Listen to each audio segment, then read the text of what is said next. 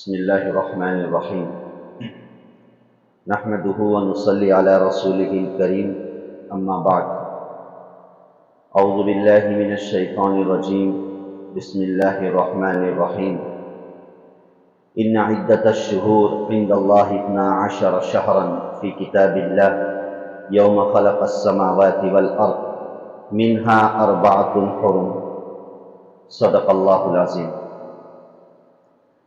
اللہ کا احسان اور کرم ہے کہ اللہ پاک نے ہمیں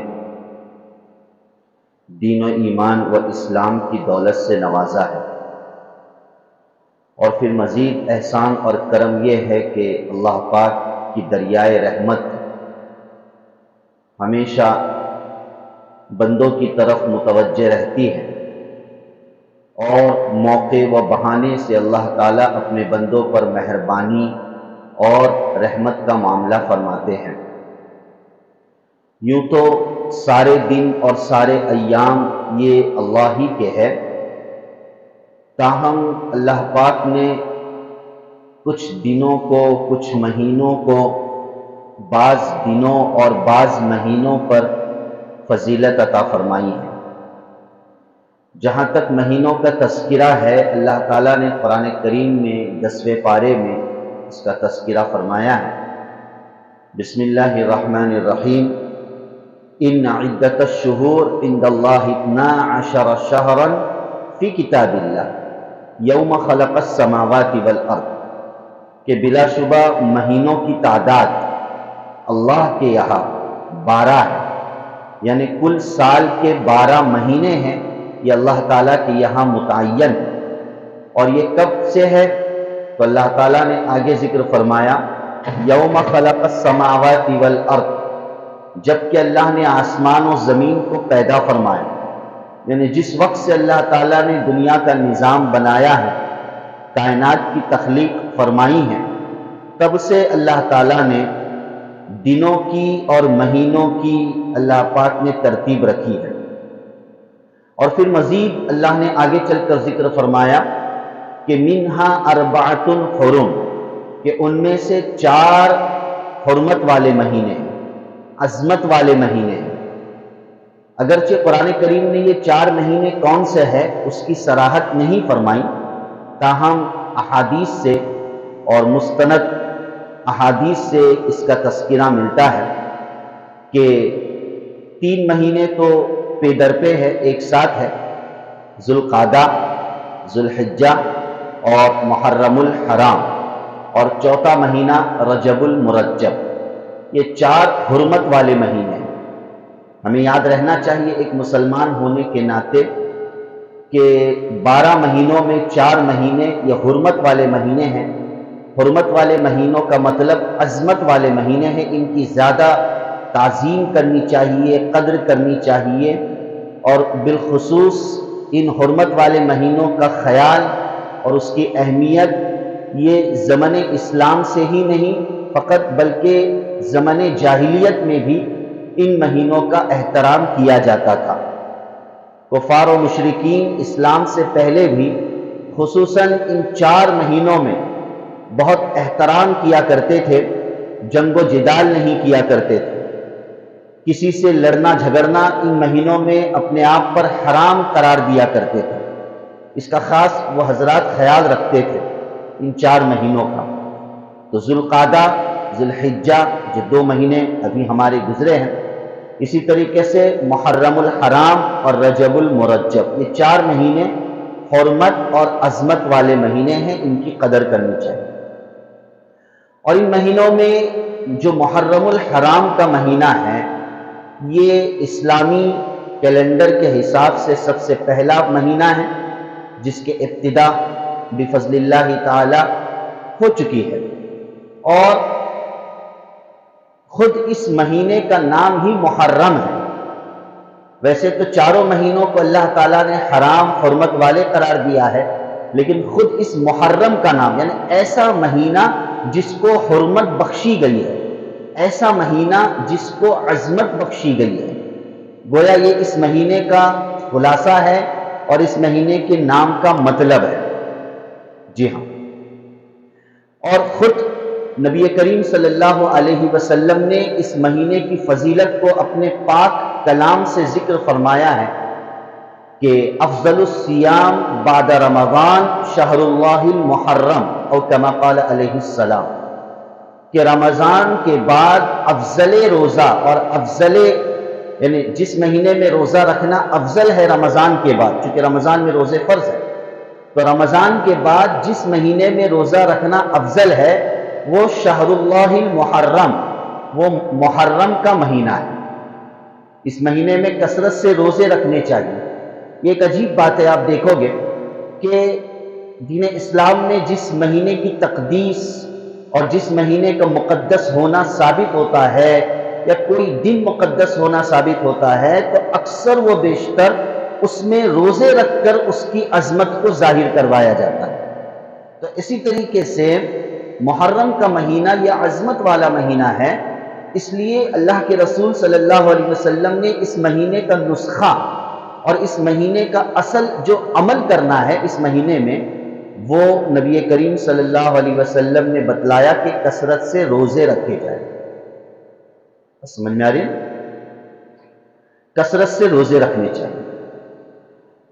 اور خود اس مہینے میں ایک دن ہے، ایک تو مہینہ مستقل اپنی حیثیت سے افضلیت کا حامل ہے، تو دوسری طرف اس مہینے میں ایک دن آتا ہے جس کو عاشوراء کہا جاتا ہے۔ عاشوراء یعنی 10واں دن، عاشورے کا مطلب ہوتا ہے 10واں دن، تو یہ 10واں دن مستقل اپنی جگہ پر افضلیت رکھتا ہے عاشورے کا دن، اور اس کی ایک ظاہر ہے کہ ایک اس کی مستقل تاریخ ہے اور اس کی ایک مستقل حیثیت ہے عاشورے کے دن کی۔ بلکہ رمضان کے روزے فرض ہونے سے پہلے شریعت اسلامیہ و محمدیہ صلی اللہ علیہ وسلم میں عاشورے کا روزہ فرض سمجھا جاتا تھا۔ عاشورے کا روزہ فرض تھا، بعد میں چل کر اس کی فرضیت منسوخ کر دی گئی اور رمضان کے روزوں کو فرض قرار دیا گیا۔ نبی کریم صلی اللہ علیہ وسلم، جب مشہور حدیث ہے جو بارہا ہم سنتے ہیں کہ نبی کریم صلی اللہ علیہ وسلم جب مدینہ منورہ تشریف لائے، دیکھا کہ اس 10ویں تاریخ کو یہودی حضرات پابندی سے روزہ رکھ رہے ہیں، تو آپ صلی اللہ علیہ وسلم نے پوچھا کہ بھائی تم اس دن روزہ کیوں رکھتے ہو؟ تو کہا کہ یہ ایسا دن ہے کہ جس دن اللہ تعالیٰ نے بنی اسرائیل کو فرعون کے ظلم سے نجات عطا فرمائی تھی، تو اس کے شکرانے کے طور پر ہم لوگ روزہ رکھا کرتے ہیں۔ تو چنانچہ نبی کریم صلی اللہ علیہ وسلم نے فرمایا کہ ہم اس بات کے زیادہ مستحق اور حقدار ہیں کہ ہم اس دن روزہ رکھیں۔ چنانچہ اللہ کے رسول صلی اللہ علیہ وسلم نے اس دن پابندی سے روزہ رکھا اور پابندی سے روزہ رکھنے کا صحابہ کرام کو اور اپنی امت کو حکم دیا ہے۔ البتہ اس میں تھوڑی سی اللہ کے رسول صلی اللہ علیہ وسلم نے اس میں تھوڑی سی اللہ کے رسول صلی اللہ علیہ وسلم نے تبدیلی یہ فرمائی کہ فقط 10ویں تاریخ کا روزہ نہ رکھا جائے بلکہ 10ویں کے ساتھ ایک دن اور اضافہ کیا جائے۔ بس سمجھ میں آ رہی؟ یعنی یا تو 9 اور 10 کو روزہ رکھا جائے یا تو 10 یا 11 کو روزہ رکھا جائے۔ یہ سنت اور مستحب ہے، اس لیے کہ اللہ کے رسول صلی اللہ علیہ وسلم نے یہ اشتہا اور یہ طلب ظاہر فرمائی کہ اگر میں آئندہ سال زندہ رہا اور حیات رہا تو میں ضرور بھی ضرور 9ویں کا روزہ رکھوں گا، یعنی 10ویں کے ساتھ 9ویں کو شامل کروں گا۔ اس لیے فقہائے کرام نے یہ مستحب قرار دیا ہے کہ عاشورے کے 2 روزے رکھے جائیں۔ کتنے روزے رکھے جائیں؟ 2، یا تو 9-10 کا یا تو 10-11 کا روزہ رکھا، یہ زیادہ بہتر ہے۔ اور اگر کسی مجبوری کی وجہ سے کوئی 2 دن مستقل روزہ نہیں رکھ سکتا تو اس کا یہ مطلب نہیں کہ 10ویں کو روزہ نہیں رکھنا چاہیے، بلکہ فقط 10ویں کو بھی روزہ رکھ لیا تب بھی کافی ہے، لیکن بہتر اور افضل یہ ہے کہ 9-10 کو روزہ رکھا جائے یا 10-11 کو روزہ رکھا جائے۔ اور اس کی وجہ اللہ کے رسول صلی اللہ علیہ وسلم نے یہ بتلائی، چونکہ 10ویں تاریخ کو یہودی لوگ روزہ رکھا کرتے ہیں، سمجھ میں آ رہی ہے؟ تو ان کی مخالفت کی خاطر کہ ان کی مشابہت نہ ہو، ان کی مخالفت کی خاطر 2 دن روزہ اس امت میں مستحب اور مسنون قرار دیا گیا ہے۔ 2 دن مستقل مستحب اور مسنون قرار دیا گیا ہے تاکہ ان کی مشابہت سے ہم بچ سکیں۔ کتنی بڑی بات ہے، یہ حدیث ہمیں ایک بہت بڑا درس دے رہی ہے، ایک بہت بڑا سبق دے رہی ہے کہ اللہ کے رسول صلی اللہ علیہ وسلم نے اس بات کو ہرگز پسند نہیں فرمایا کہ غیر مسلموں کی عبادات میں بھی مشابہت اختیار کی جائے۔ حالانکہ روزہ رکھنا، یہودی بھی روزہ رکھ رہے اللہ کی خاطر، ایک مسلمان بھی روزہ رکھ رہا ہے اللہ کی خاطر، لیکن پھر بھی ایک مسلمان بھی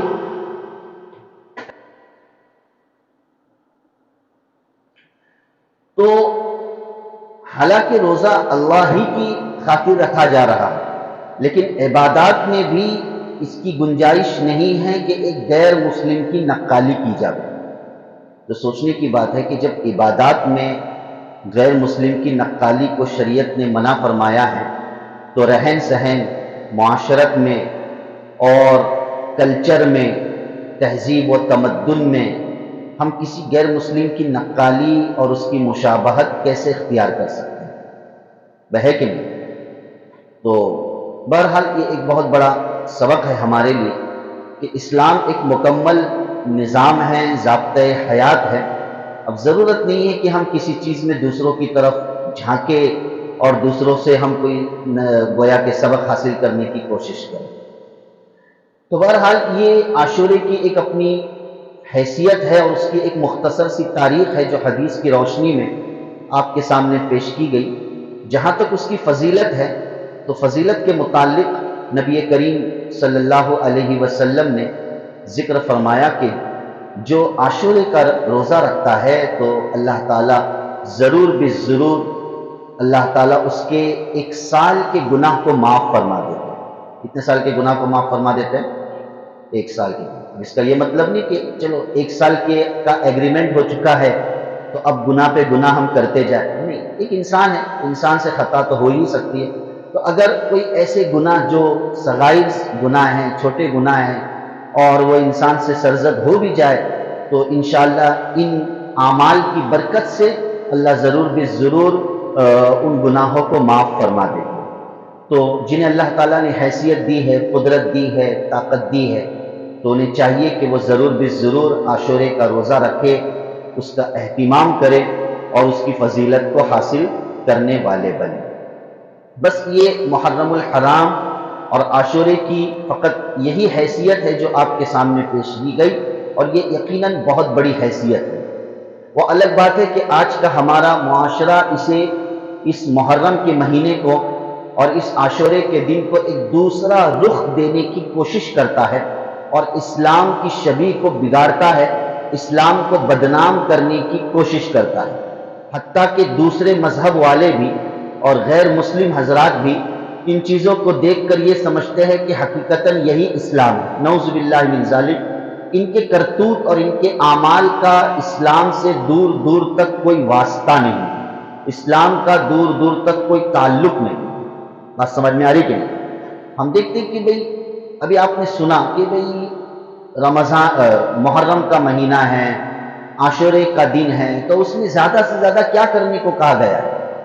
روزہ رکھنے کو کہا گیا ہے۔ ربے کہا گیا کہ نہیں کہ روزہ رکھ کر اللہ تعالیٰ کے یہاں اپنی بندگی اور اپنی عبدیت کا اظہار کر جائے کہ آج ایک بہت بڑا معاشرہ اور معاشرے کے وہ افراد جو دین سے ذرا برابر بھی تعلق اور جن کا واسطہ نہیں ہوتا ہے، وہ اپنے اعمال کو برباد کرتے ہیں، اپنے اموال کو برباد کرتے ہیں، اور سیدنا حضرت امام حسین رضی اللہ تعالیٰ عنہ کی شہادت کے نام پر نہ جانے ایسے کام کرتے ہیں جس سے شیطان بھی شرما جائے، جس سے شیطان بھی کیا ہو جائے؟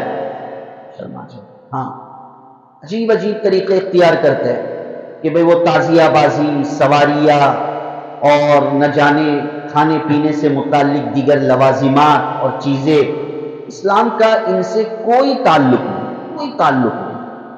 کہ بھئی بڑی بڑی تعزیہ بنائی جاتی، ہزاروں لاکھوں روپے اس کے پیچھے، اس فنکشن اور اس پروگرام کے پیچھے خرچ کیے جاتے ہیں، محض اس بات کو بتلانے کے لیے کہ ہم امام حسین رضی اللہ تعالیٰ عنہ سے محبت رکھتے ہیں۔ ارے بھئی یقیناً اہل بیت سے محبت رکھنا، امام حسین رضی اللہ تعالیٰ عنہ سے محبت رکھنا، یہ جزء من الایمان، ایمانی حصہ ہے، ایمانی تقاضا ہے۔ لیکن محبت رکھنے اور محبت کے ظاہر کرنے کا یہ انداز اور یہ طریقہ جس سے اللہ اور اس کا رسول ناراض ہو جائے، اللہ تعالیٰ کل قیامت کے دن ہم سے سوال کرے گا کہ ان پیسوں کو، ان اموال کو تم نے کہاں بہایا، کہاں خرچ کیا ہے؟ لاکھوں روپے خرچ کیے جاتے ہیں جس کا کوئی ریزن نہیں، جس کا بظاہر کوئی مطلب نہیں ہوتا۔ عرب ہے کہ نہیں؟ عجیب عجیب چیزیں ہوتی ہیں کہ بھئی وہ سواریاں، وہ تعزیہ، وہ کھانے پینے کی چیزیں، کہ بھئی فلانے کے بدن میں آ رہے، نعوذ باللہ من ذالک، کوئی یہ اس کا کوئی ہلکا سا اسلام کا تصور بھی نہیں۔ ایک طرف تو روزہ رکھنے کا حکم دیا گیا عاشورے میں، اللہ کے رسول صلی اللہ علیہ وسلم نے حکم دیا ہے، اور دوسری طرف اس دن کو ہم پینے کھانے کا دن بنائے، اس دن کو ہم شربت پینے کا، کچڑا کھانے کا اور نہ جانے کیا کیا کھانے کا ہم دن بنائے۔ یہ کہاں کی بات ہے؟ ہمارے سر پھوٹے گھٹنا، عجیب بات ہے۔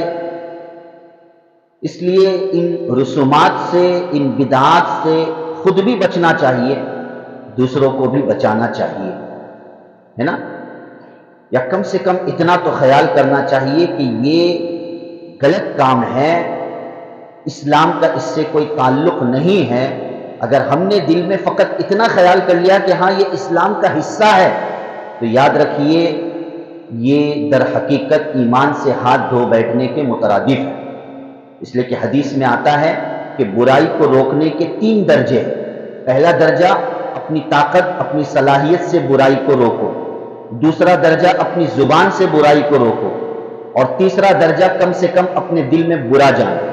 ہم نے برا جاننا تو دور کی بات، بلکہ ہم نے اپنے دل سے اس کی تصدیق بھی اگر کر لی تو یقیناً ہمارا ایمان خطرے میں ہو سکتا ہے۔ اس لیے ان چیزوں سے بچنا چاہیے، ماحول اور معاشرے کو اس سے بچانا چاہیے۔ آج حالات کیا چل رہے ہیں؟ آج ضرورت اس بات کی ہے کہ ہم ان پیسوں کو اور ان اموال کو اپنی نسل کے ایمان کے تحفظ کی خاطر لگائیں، کہ کس طریقے سے ہماری اور ہمارے نسلوں کا ایمان محفوظ رہے، اور کس طریقے سے میدان محشر میں ہم صاحب ایمان رہے، اس کی فکر اور کوشش کرنی چاہیے۔ نہ یہ کہ ان فضولیات اور ان رسومات میں اپنے آپ کو ہمیں لگانا چاہیے کہ غیر مسلموں کے سامنے، برادران وطن کے سامنے در حقیقت ہم اسلام کی شبیہ کو اور اسلام کی شکل کو بگاڑنے والے ہوتے ہیں۔ اللہ تعالیٰ کل قیامت کے دن پوچھے گا کہ جس اہل بیت نے اپنے، ظاہر بات ہے کہ حضرت امام حسین رضی اللہ تعالیٰ عنہ نے اپنا سر کٹایا ہے نا، سر جھکایا نہیں بلکہ سر کٹایا ہے اللہ کے راستے میں، اور یہ کہ پورا گھرانہ ایک طریقے سے جس نے شہادت پیش کی ہے، وہ کیوں پیش کی تھی؟